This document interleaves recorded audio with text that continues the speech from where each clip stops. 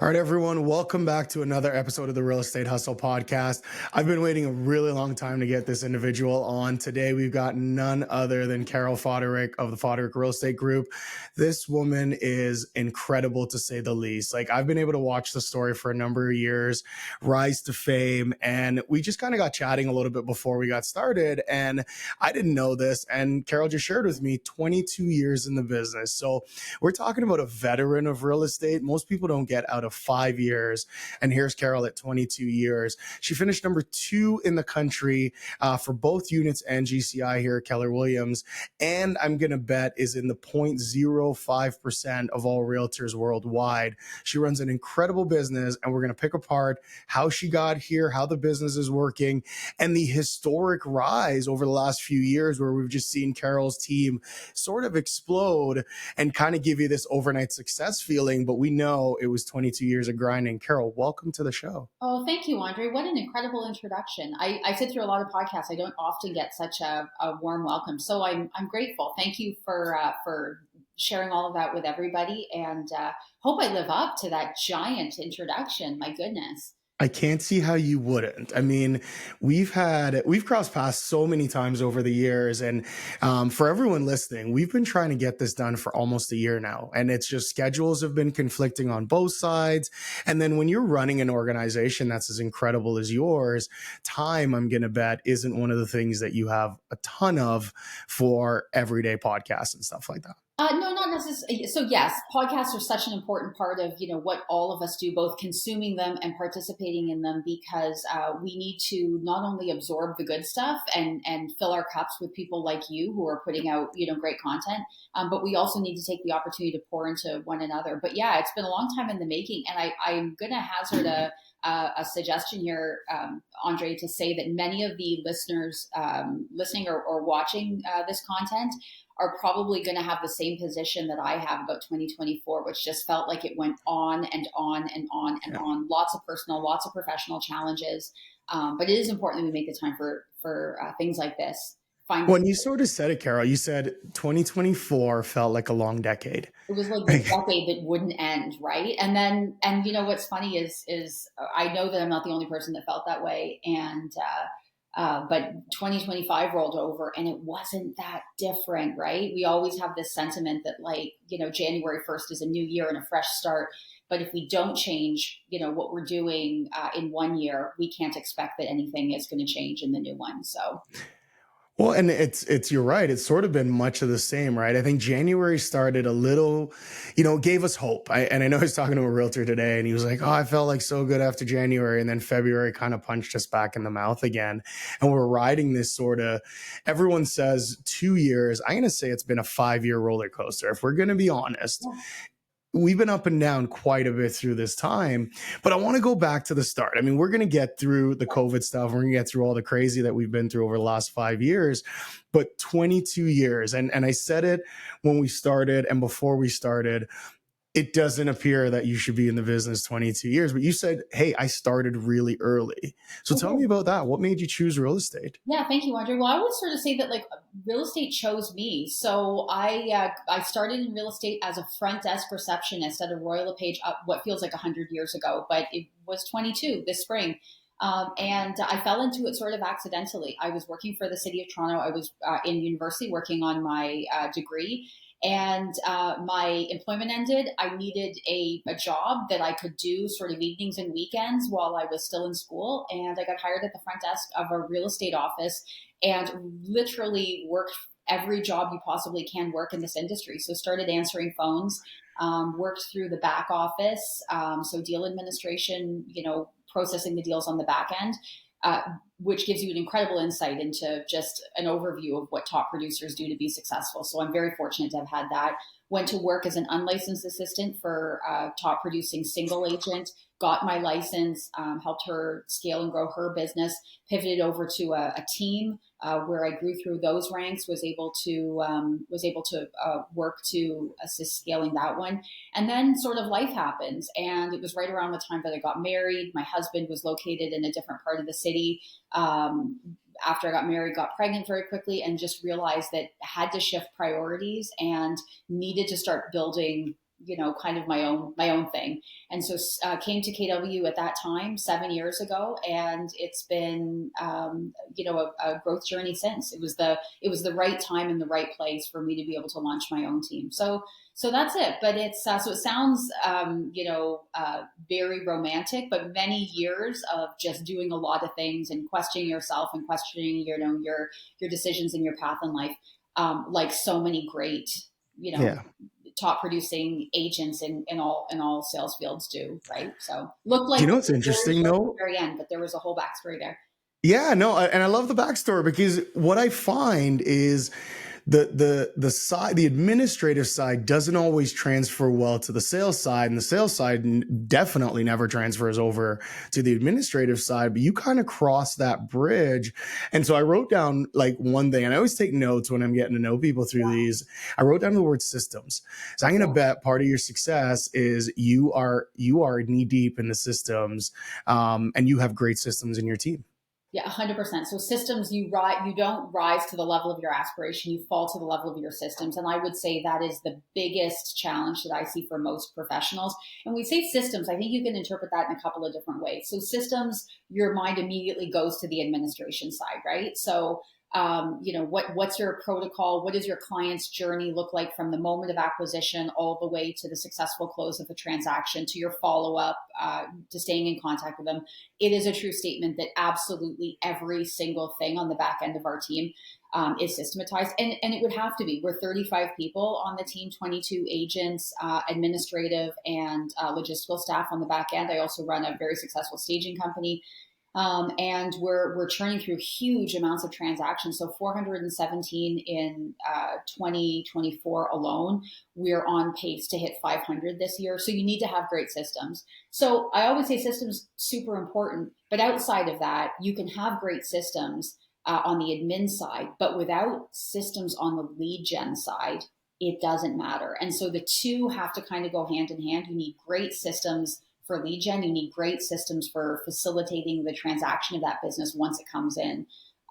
So systems, yes, if I could, systems and leverage, the two things I think that are most important to agents that they just don't necessarily get their minds around. Yeah, they just want to keep Things running are- and selling, right? Yeah, exactly. Yeah. Yeah. No, Carol, I love that. And I mean, wow. Talk about it. It gets bigger, I think, every time I talk to you, right? Because last time we chatted, I think you were on pace for 400. You beat that. You got to 417. Now you're on pace for 500. What are we chasing? Like, where are we going? Are we going to that, 0.001%, that break that 1,000 unit barrier? Like, where do you want to get to?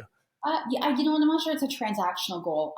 I think what we're all looking for at the end of the day, you get a point in your career as a team leader, as a successful salesperson, where you're chasing something other than transactions, GCI. You're looking for significance. And for Yeah. me, I think what that means is, how many people can I impact positively through the work that I do professionally? And that's really on two fronts. So of course the clients, and I would say it's been an honor of a lifetime to be able to walk, the real estate journey along so many people, whether they're first time buyers, they're the first people in their family to ever own their own home. It's the first home in Canada. Investors, move up buyers, who are building, real estate wealth or big portfolios with the intention of, passing intergenerational wealth down onto their kids. So there's that part of it, but then there's also the leadership of the team part. And something that I'm just so passionate about is growing and developing, the agents who are new to the business and being able to show them those systems and the kind of exponential growth that can come through access to both systems and leverage. So yeah, I think if I had to tell you what it is I'm chasing, it's that ever receding horizon of trying to say that, or looking for the opportunity that one day somebody will look back and say that was somebody who actually made a difference, to our industry. I love that. I think it was Clint, the guy that does the drums. We had him up a few years ago, and I was chatting with him, and he goes, Andre, I don't have a ceiling. He goes, the thing I'm trying to do is just know that there's one person. There's one person somewhere that's going to look back and say, I helped change their lives. And it sounds like you've got a very similar sort of thing where you're going, I just want to know that I made a difference in this world. what else, at the end of the day, what else is there, Andre? I heard this thing that really kind of stopped me in my tracks. And they said that the saying when that we all die twice, the time that you actually die, and then the time that the person that somebody says your name for the last time. And it's a true statement Yeah. for that for most of us, one generation or two from now, people won't remember who we were. They won't remember our story. They'll look at a picture and say, who was that? And I Yeah. think, not that that's not a very natural thing, but there is no greater goal that I can imagine than having my picture on the wall of my grandchild's house one day, or a great grandchild's house, and have them look back and say, this was the generation that changed things for us. It pivoted the direction. Because I come from very modest, humble beginnings, Andre. Like, I don't mind sharing my backstory. I wasn't born into privilege. I wasn't born into wealth. I Right. grew up in a very economically challenged part of inner city Toronto when it wasn't hip and popular. It's Roncesvalles Village now, for those of you in the GTA, but at that time it was one of the poorest neighborhoods in the city. My father was passed away from an alcohol related illness when I was 13. My mother left our family, shortly thereafter, and I had to raise a younger sibling, and it was hard. I Right. fell myself through school, and nothing was ever given to me. And I think why I feel so strong about giving back to this industry, because it is an industry that has given me so much, and it is a true Right. statement that this real estate, like any sales related job, there is no ceiling to it. And so you can leave as much significance, or earn as much money, or do as many transactions as you yourself want to do. It also means there's no floor, by the way, but Yeah. it is something that the sky is the limit, and I think that's something that people that have that long term mindset, like myself, really run towards. When it's so interesting you say that, because we see all kinds come through this business, and a lot of the people that achieve success, it's a monetary thing, right? Like, there's no purpose. They're not trying to do good in the world. They're not trying to help anybody. And then, there's the use of this world that you're trying to change that. You're trying to help other people. And what I heard there, and I love when this shows up in our show, is legacy, right? So how many kids, Carol? Is it just the one, Two two? kids. No, I got two kids, 9 and 7. So So I think that's important to note, right? For anyone that's listening, watching, or anything else, you're running a multi-million-dollar business, over half a billion dollars annually in production, across 35 people, 22 agents, and you're a mom of two kids. You're still going home. You're still spending time with the family and things like that. So how good did you have to get at leverage and letting oh, go? and Andre, like, listen, and I'm not trying to, I'm not trying to toot my own horn here, but I also care for an elderly parent, and financially support them. I also run other businesses as well too. So, and I don't say that to impress anyone. I just want them to know that we all tell ourselves these stories. That I could do that, except I could do that, except. So if people take nothing else away from this podcast, my hope is that they look at their own life and their own business and say, if I had no excuses, what could my business look like, right? But then we layer on the excuses, right? Well, I can't because I have kids. Well, I can't because I'm responsible for a parent. And we are, Andre, you and I are similar age. We are the sandwich Yeah. generation. We often have Yeah. small kids. I'm doing the doctor with my mom in the morning, and the doctor with the kids in the afternoon. I'm packing lunches. Yeah. And I'm making sure that mom's phone bill is paid. Like, you're responsible for a lot of things when you fall into the demographic that we are. And so I always challenge people, like, are you hiding behind it? Because, to be clear, it's really easy to say, like, I could do it if I didn't have small kids, or one day when I don't have, fill in the blank, I'll be successful. You have to meet your business where it's at, and your business needs to meet its life where it's at. And I don't think that you can always just keep kicking the can down the road. At some point, you just have to say, if it's to be, it's to be by me, right? Like, you've got to just Yeah.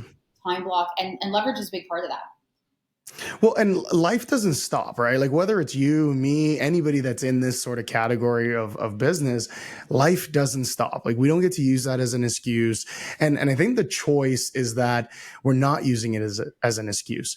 Like life's not going to go away. You're always going to have kids sick. I mean, we just went through it a couple weekends ago where the entire household was For sick. like the third time this year, right? Like it's everything. It's just, yeah.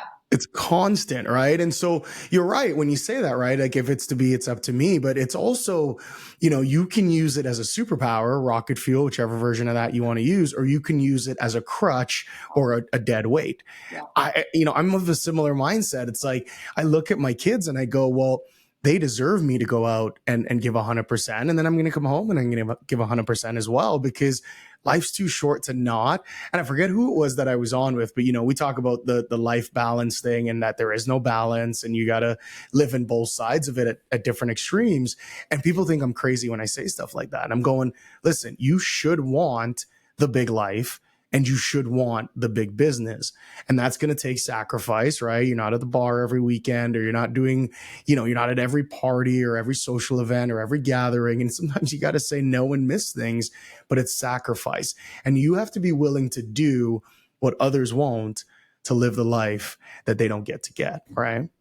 Yeah, so much to unpack from what you said there, because I think it's important. There are people are going to say, well, there's this great quote and it's from the Bible, and I don't want to go down the whole Bible route, but actually I came to know it not through, biblical study, but through an R. Kelly song. And I know R. Kelly's canceled, so we won't talk about him, but But it's still such good music. I mean, I'm going to say it it. is. I I just cancel me can't. for it. They're dropping like flies. Like I just can't. Soon I'm not going to be able to listen to anything except like country music. Well, I don't know. We're canceling them too. So, Yeah. anyways, but there's a line in both the Bible and in our Kelly song that says, "What does it profit a man to gain the whole world and lose his soul?" And I don't want to be the most successful divorced person. I don't want to be the most successful realtor who doesn't have a relationship with their kids. And Andre, you and I know so many people in this industry that Yeah. that is true for. They're incredibly successful outwardly, but they've had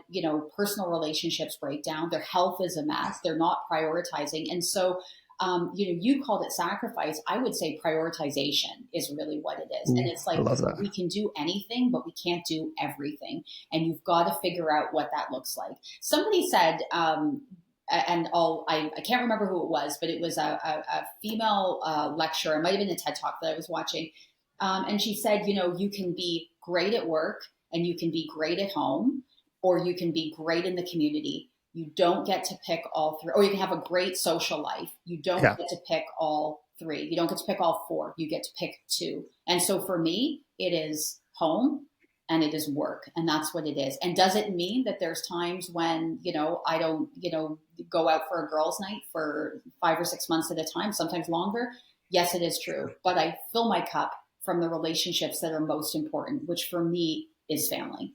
So I Oh. love that, Andre. Like you're absolutely It right. has to be, right? And we just got back from family reunion and they talked about that a bit. And Gary said, a lot of people misunderstood and they think hustle to be happy.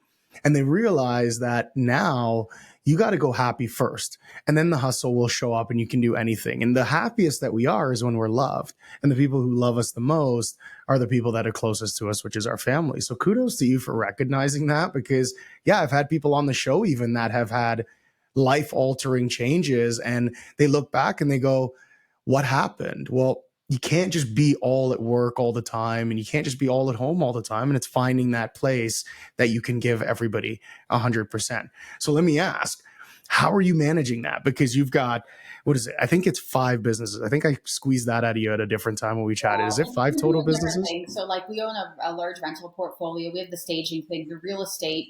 Within the Carol Foderick Real Estate Group, there is the sub business of my business, because I'm still, although my production doesn't look the same way as another agent's would be, it's highly leveraged. I'm still generating business out of my own database, which we're working by referral. So that's where all of our business comes from.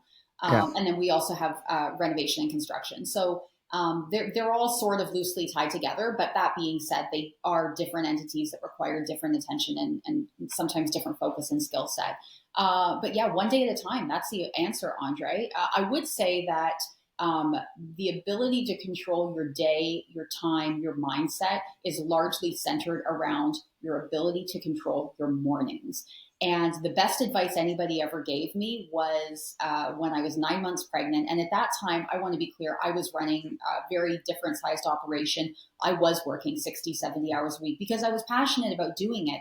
But it was very apparent that, like, in a short period of time, that wasn't going to be a reality, even though as an expectant mom, there's probably Yeah. many listeners that have been on this, be like, don't worry, I'm going to be able to do it all. And you realize very quickly that, like infants, there is no, hold on, I'm writing an offer, I'll get to you. Like, it doesn't work like that.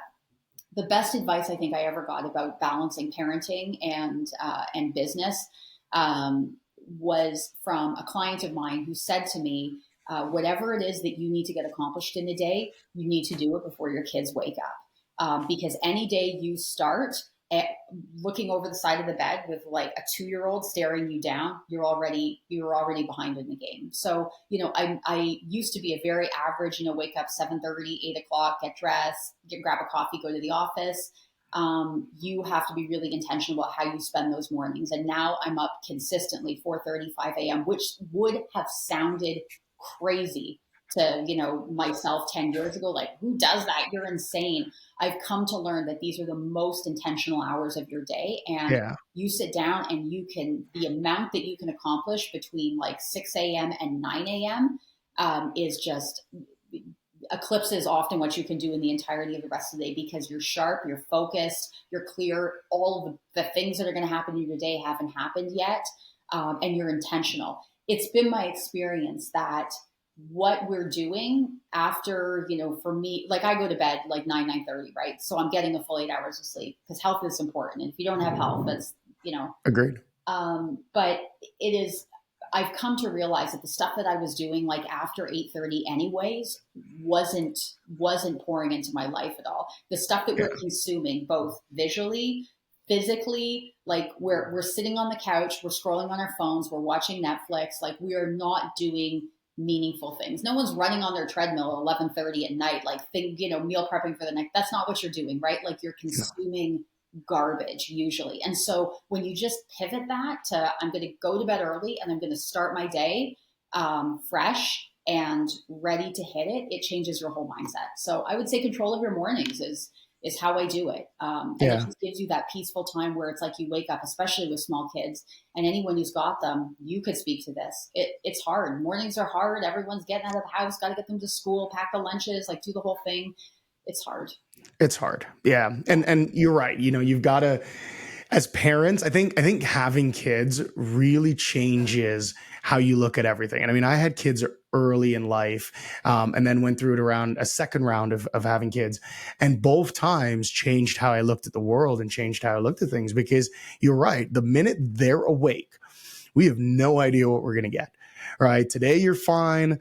Tomorrow you hear that cough at 7:30 and you're going, oh boy, here we go. And you have no idea what's going to happen. They're the ultimate Today they like equalizer. cheese, tomorrow they don't eat cheese. Like, it's like living with a crazy person sometimes. Like, literally, if Yeah. this person was like 35, you would be like, we need to get this person to a professional. It's just the nature of kids, and you got to roll with it, and you've got to be respectful of it. That's the season that they're in of their life, and you got to slow down and just appreciate it, love it, respect it. Well, and they're not going to be small forever. They're not going to be there forever. They're going to grow up and you're going to go, oh, I wish I could have one more hug, or I wish they would crawl into bed with me one more time. And then the teenage years show up and they don't want anything to do with us and they're done with us. So I think you're right. It is important to celebrate that. So we've got, excuse me, we've got 5 businesses. We've got multiple companies. We've got kids, we've got a hubby, we've got all this great stuff happening, and you're still making waves in the real estate industry. So, we started this, and I told you kind of off the record before we got on, that's why I started the show, was because I wanted people to sort of understand that it's possible while having a tough life. And it's, you're kind of proving that point where you're going, hey, just get really good at systems and really good at leverage. And I heard Tony Robbins say it last year at one of his events. He said the only difference between the person standing on the stage and the person in the audience is they just got better at leverage than you did. they were able to let go faster. And it sounds like you're kind of leaning into that superpower of creating great systems and then holding the system accountable, as opposed to worrying about millions of people all the time. Well, I think that's it, Andre. Like it's there's a principle in the military that was explained to me by somebody who's in my coaching small group, and he said in the military, and he's an American military person, so highly systematic, like regiment, decades and decades of training and systems, right?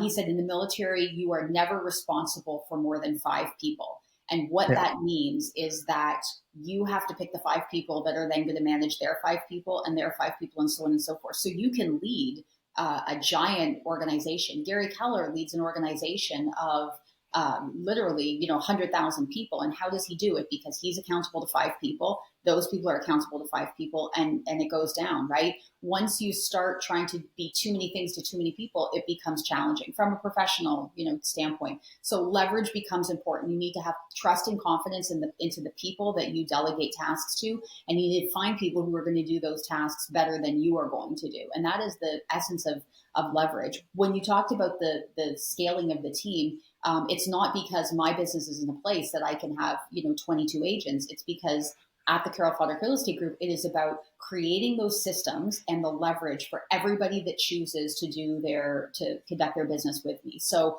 every agent on the team from the 22 that choose to share their business with me are working under the same umbrella of services and systems that my business benefits from, and they're just doing it alongside of me. They own their own business, they own their own databases, they have access to all of the same resources that I do, and they're using the same systems and processes and guidance that I use to grow my business and to continuously scale it as they're applying to theirs. And so, it's systems and leverage, and you're absolutely right. Yeah.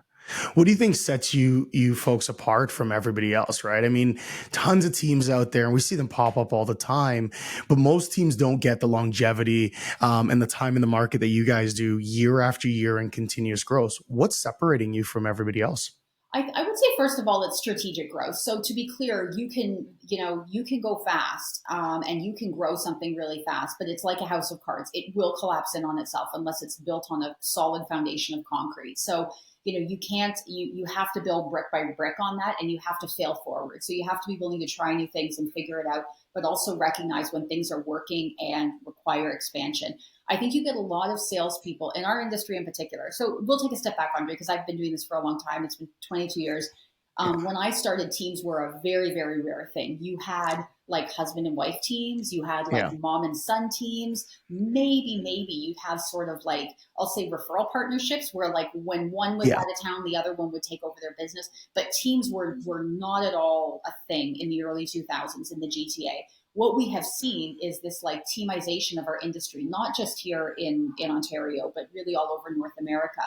And it has allowed for agents who are successful at selling real estate to build in that leverage to their own business.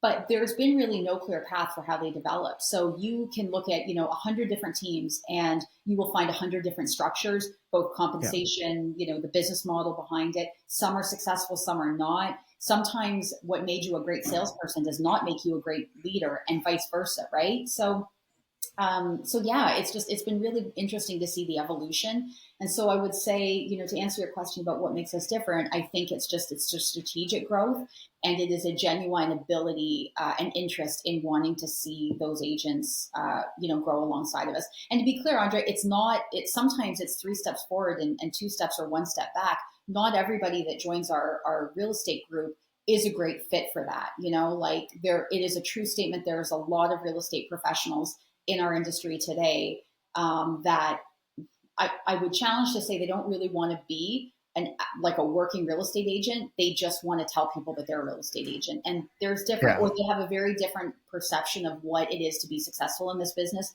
than what it actually is. And it's been an interesting migration, I think, to see how that's developed.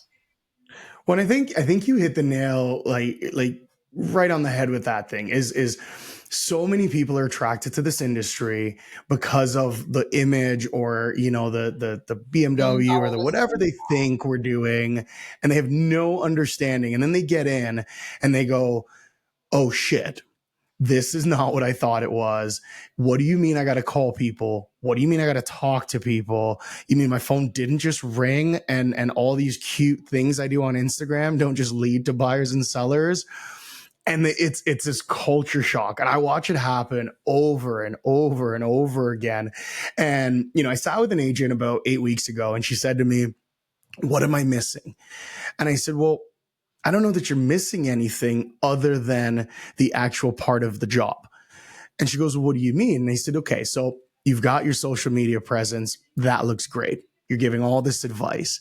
I said, when's the last time you talked to somebody? And she said, well, what do you mean? I talk to people all the time. I said, no. When's the last time you actually had a conversation with somebody about their real estate goals and where they wanted to go with it? And she's like, oh, I never did. I'd never done that. And it was mind blowing to me. And people come by it honestly, like new registrants today, to be clear, we forget sometimes that a REIA is a for-profit business that licenses people. Yes. And they are there to sell real estate licenses essentially and promote membership in the organization. And that's not to throw shade on them. To be clear, a REIA is a wonderful educator. But what's missing from that educational component is an understanding that there needs to be a lead generation model. And you don't just get a real estate license and show up and then start posting stuff on social media. When I started in real estate, the way that you would advertise yourself or your services is that like you go and either put, an advertisement in your local newspaper, like, list with me, whatever, you have a listing and you present it that way. Or you used to do mailers and, in the mailboxes. Social media has become like the print media of yesterday. It is so overcrowded. It is so loud. It is so noisy. It is crowded with people who are not actually productive, but they're making themselves appear productive for purposes of, becoming an influencer, which is a whole other business model. And it's been really interesting to watch because although social media does have to be a part of your marketing platform, for outgoing presentation of listings. So when you're sitting with a seller client, you need to be able to say you're doing social media. Your business isn't going to come from there unless you are running a very strategic marketing piece. And that's not, here's a picture of me in front of a house. Here's a walkthrough. Here's me giving advice on the Bank of Canada mortgage rates. That's not what I mean by having social media as a business model. People who are successfully running social media as a business model, and Andre, you and I would know, there's only a handful of them, maybe 5 or 6 in the GTA that are doing it. And it requires an investment of hundreds of thousands of dollars, targeted marketing, understanding deep analytics, ad buys, sales funnels. It's not like posting a picture of you with a fake key in front of a house to being like another sold. That's not what that is. That is, it's something else. So I think really what's fundamentally missing from our industry is an understanding that there are multiple ways to generate business in real estate. You can be a cold caller, you can be a door knocker, you can buy leads online, you can generate leads online. You can be an open house person. You can do circle prospecting around other people's listings. There are many different models, but you have to pick one and you actually have to do it. And that's the challenge. And then you have to do it with the consistency and the regularity that you can understand what your results are going to be. So, for our top, producing door knocking teams and at KW, we've got some phenomenal ones. I remember sitting at a conference last year and hearing this incredible story about this woman in Kitchener. And you'd remember her name, and I'm going to forget it, but, who built an entire business. That's Ellen. Yeah, just door knocking a neighborhood. So inspirational. But to be clear, she knew exactly how many doors she needed to knock, how many hours it was going to take her to knock those doors, what her conversion rate was, what her completion rate was, and she had great systems follow up. It's that lack of clarity around the lead gen. What ends up happening is that you get an agent who comes to the office, even if they're going to spend 40 hours a week working on their business, it's going to be like 4 hours a day posting stuff on social media. It's going to be like, I did an hour of door knocking last week. You're going to send some flyers to some people. You're going to call 4 people in your database. And it's a whole lot of everything and not enough of one thing. And it's just, my entirety of my business, and we talk about 470 transactions, that is not one paid lead. That is not one social media lead. That is not one door knock. That is not one cold call. That is 100% working by referral, which for us means calls, notes, pop buys. So we've got a set number of people in our databases. We've got a sphere of influence, and we talk to those people on average somewhere around 30 times a year. Talk, pop by, see them, show up in service, do what we can to be of of value to them well before there's a need for a real estate agent or there's a expectation of a transaction, so that we are Yeah. top of mind when the time comes. But it's a system and you follow it and you will get Yeah. results. But you need that. Sorry, I went off on a tangent there, Andre. I apologize. No, I A love that you long did. I run. love that. I'm passionate about Yeah. it because it's true. So, and it hurts my heart when I hear about, the agents like, what am I missing? Often it's just the structure around the lead gen system. That's what you're missing. Yeah. No, and hey, that tangent was actually perfect to everything that we talk about through the show, because that's what the average real estate agent's missing. And I love that you went there, because it was on the list of questions I was going to ask. I was going to say, what are you guys doing? And you just shared that right away. Here's what most people don't want to hear. They don't want to hear that we got to do the work. They don't want to hear that we come in every day and we're still making calls. They don't want, like, they've so made our industry so vain, and I don't want to say they've lied to people, but in an essence, they've been lying as they've been peddling the license out there, because they're not telling people in school, hey, this is going to suck. You're probably not going to make anything for 6 months. And then from there, you're going to have ups and downs throughout your career unless you figure out a lead generation system that includes some sort of conversation every single day with people who know, like, and trust you. That's the simplicity of it. Before anybody decides to do it, to work with you on a transaction, people are like, well, they know I'm a real estate agent. Knowing that you're a real estate agent is not the threshold that they're going to use. Even if I was a real estate agent, I can on my street alone, I live on a street with 12 houses. There are 4 real estate agents. Everybody knows multiple real estate agents. Yeah. 1 in 76 working age professionals in Ontario have a real estate license. Everybody knows multiple agents. That is not the metric by which you're going to get their business. It is, Yeah. can I trust you? Are you good at what you do? And do you care about me? Those are the 3 things. And if you haven't already satisfied those 3 things before they're like, hey, I'm thinking about selling, you're just not going to get the business. So it's, and to be clear, Andre, like, I don't think it's just a RIA. There is a whole industry. Like, real estate represents, the housing Yes. market in Canada represents 40% of the GDP. We are bigger than oil and gas. We are bigger. There's so much talk in the news about tariffs right now when we're recording this.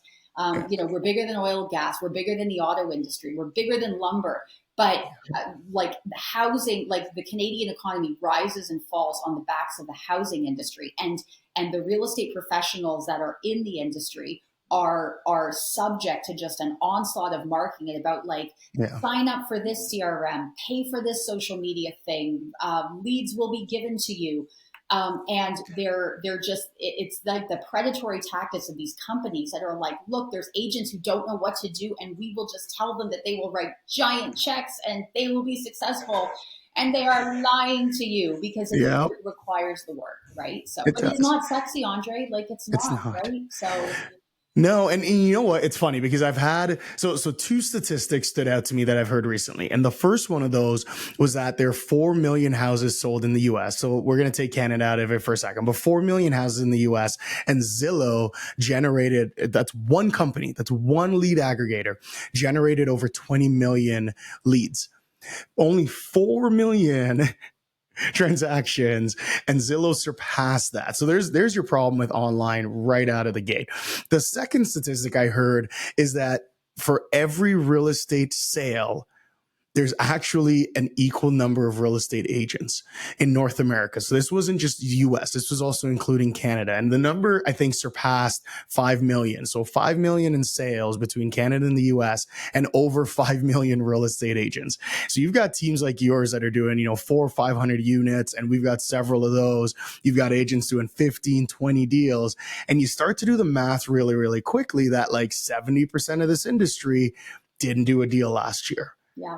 It's mind blowing. And yet you're right. There's all these predatory companies going, hey, look at us.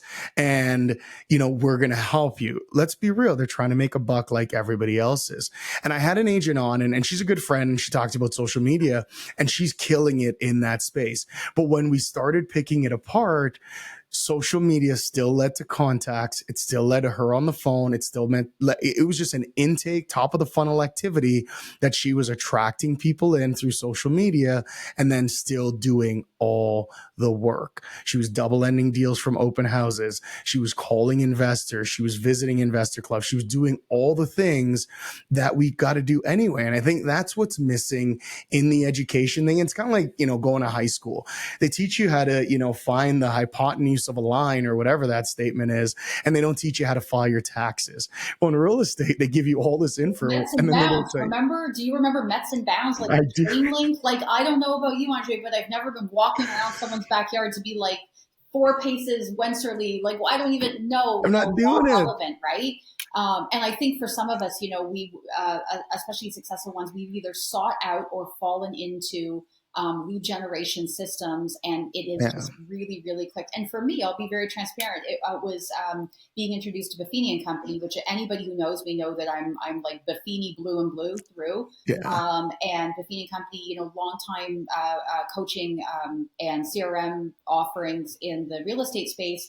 But for me, it was like a hand in glove. It made sense to me. I could do it. It felt comfortable, and I realized the math and like the analytics on the back end. But it's like, Yeah. okay, if every 60 times I pick up the phone, I'm generating a referral, and I'm 3 referrals to close. Then I know that every 180 times I pick up the phone and talk to a past client or a potential client or someone I know or somebody I met at open house, I'm likely to close a transaction, which helps to keep it in focus in those long periods early on in your career where you might go 2 or 3 months between a sale. It gives you Yeah. something to run towards. So yeah, it felt very comfortable to me. And there's other people that are doing great things in the coaching and mentorship space. Just be careful whose advice you pay for Yeah. in the space, because everybody's got a conference now, everybody's got a podcast, everybody's got a, It's true. and there is no threshold on social media by which you can say, oh, this person's actually successful, because I could literally create an AI bot to come up with a social media account that would appear to be a very, very successful, real estate producer, and it would not be true. If it was true that Yeah. social media led directly to transactions, then the influencers and the social media accounts that had tens of thousands of followers would be at the top of the space. If you looked at the actual top producers in the province of Ontario, most of them have almost non-existent social media presences. It is the Yeah. face-to-face, the voice-to-voice, the handshake, the look in the eyes, the holding of the hands through the hard times. It's the check-in calls. It's the nitty-gritty stuff that is not attractive. It doesn't make the highlight reels that you can't post on Instagram. The stuff that no, like, let's get real, Andre. Like, we do terrible things sometimes as real estate professionals. We get to pick Yeah. up. You show up in an open house and there's dog poo on the front lawn. You get to pick up the dog poo, Andre. We've all done Yeah. it. That's the truth. But nobody's posting that on TikTok. It's in the It's ground. not popular.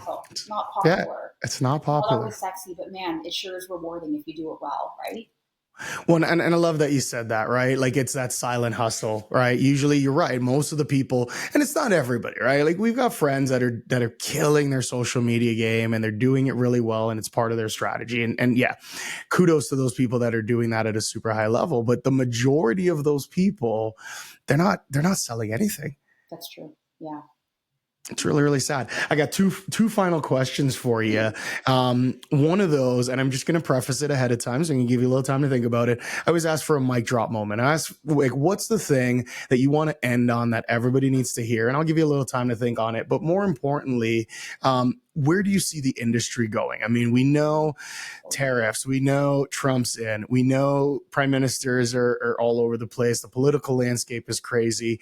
Things are actually, for the first time in a really long time, it's worth talking about some of this stuff. Where do you see the industry heading? And then what's your mic drop that you'd leave us Okay. with? Yeah. Oh, we could talk for another 45 minutes just about those two things. Big, big questions. Okay. So where do I think the industry is headed? So I think it's a reality that, because you talked about the fact already, 6 million transactions, 6 million agents, they are not equally spread out. It's not like you have a license, you get a transaction. The big fish are getting bigger and are eating up more of the independent agents' lunches. And that's just a reality. We are in an environment where there's a teamization.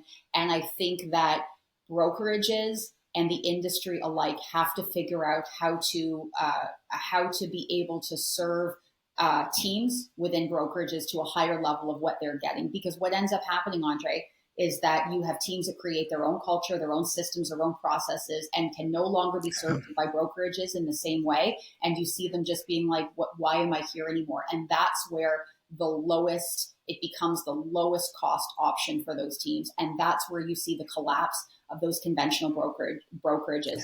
And it's a reality that it's happening. When I started in the industry, it was a very, very different model. Everything was 60-40 with the brokerages, and there was a high level of support. There was a high level of professionalism. There was the average agent had been in the industry for 20 years. It was a professional career the same way that you were a doctor or a lawyer, an accountant, or real estate professional. That is not the case anymore.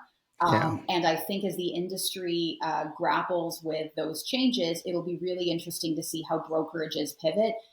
Because what I think I'm doing here at the Carol Foderick Real Estate Group is not something new. I actually think it's something very old. It's a throwback to the fundamentals of having a smaller group of like Navy SEAL caliber agents who are out there killing it, who are spending all of their time just doing dollar producing activities, and the brokerage on the back end is supporting them to keep them productive, which was the model 20, 25 years ago, has not been the model now. So I would say that's the future of the industry. The reality is that brokerages and teams that understand that will continue to be successful, and the ones that don't won't. And I mean, you're a team leader, Andre, like you know exactly what that is. And it's just get out in front of your team leaders, help them grow, help them become one of those bigger fish, and they will stay loyal to you. So that's where I think the future of the industry is going, and it's changing. Huge announcements in the real estate space just in the last week, right?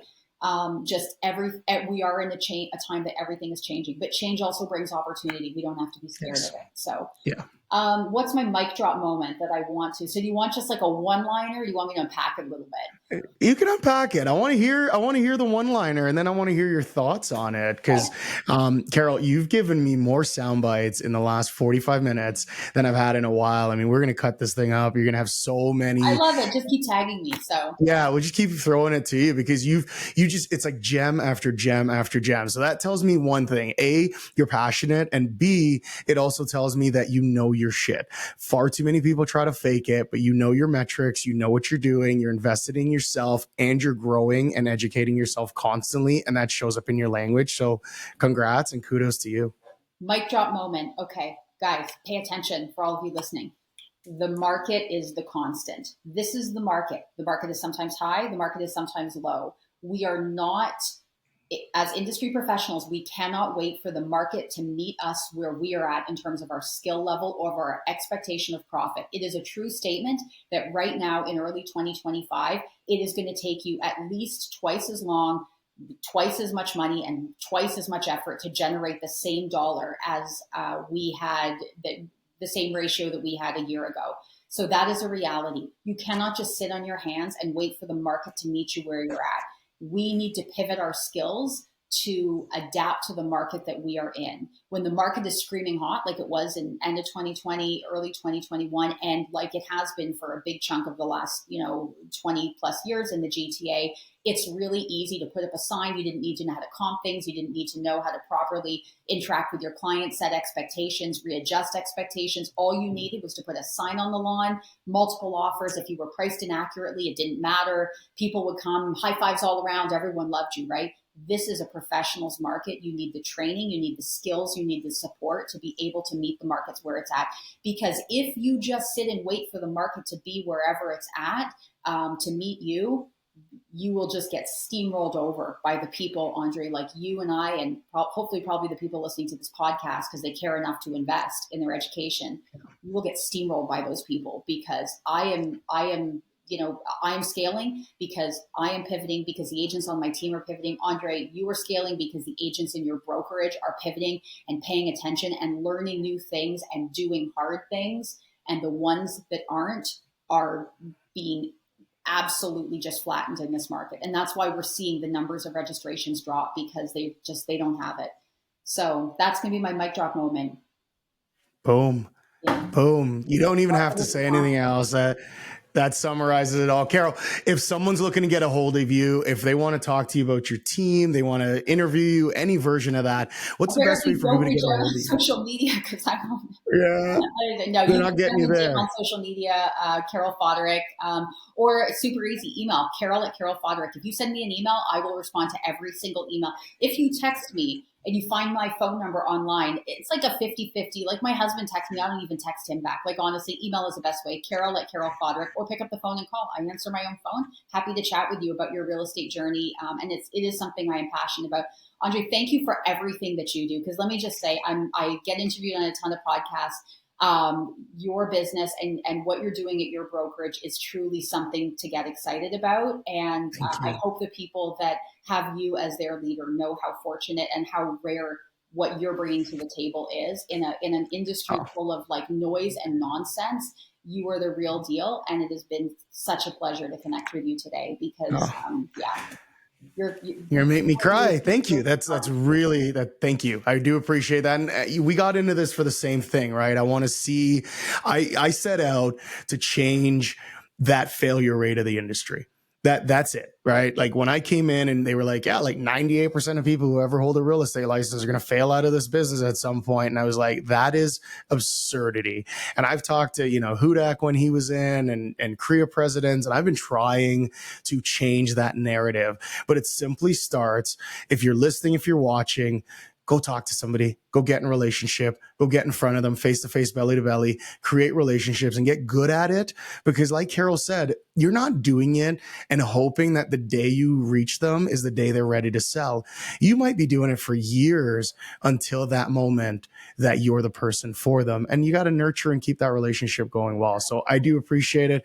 Carol, I mean, you knew I was going to keep bugging you until we made this happen because like you, I'm a relationship person. So I love that we finally made it happen and that I'm going to keep connecting with you because one of the things we love to do is check in. So I'm going to bug you again, probably in about 6 to 8 months. And I want to hear if anything changed. Did we hit the mark? Did we get over 500 units? Did the team continue to grow? And did you continue to take over Ontario? Because that's where you're starting to get to, is that like unique team that very few people will ever get to, that breaks the 500 unit barrier and then goes into the 1,000 and above. So I'm super excited to watch your I growth. want to say one more thing because you mentioned that, and I just want to say I had an aha moment, like a light bulb moment years ago. I was at a seminar, and again, I'll mention it again. It was Buffini and Company, and I sat in the back, and I was 9 months pregnant, and I was eating a Big Mac because I had cravings for McDonald's the entire time.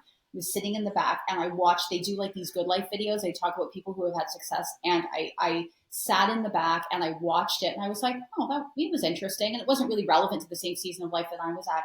But, Brian Buffini got up on stage and he said, one day I am going to be telling the story of somebody in this audience today. And there is no reason why it can't be you. And I thought to myself, it is going to be me. And it was a full circle moment when I got to be featured on one of those good life stories and to sit in an auditorium and have people celebrate me. And if I can do it, Andre, anybody listening can do it. So just go out there, get after it. The world is your oyster. This is a market full of opportunities. Just go after it. Just do it. I love it. Yeah. Well, folks, this has been another episode of the Real Estate Hustle Podcast. You know where to find us. We're on all major social media outlets. My name's Andre Chin. It's Andre Chin KW. Pretty well on every social media outlet, Facebook, Instagram, everywhere else. If you need to connect, unlike Carol, easier to send me a DM. Give me a follow, send me a DM. That way I can know where to reach back out to you. I got too many emails coming in, Carol. I'll miss one or I'll miss somebody. But it's been a pleasure. This has been an absolute blast doing this. And I look forward to connecting more with you in the future. Thank you, Andre. You as well. My pleasure.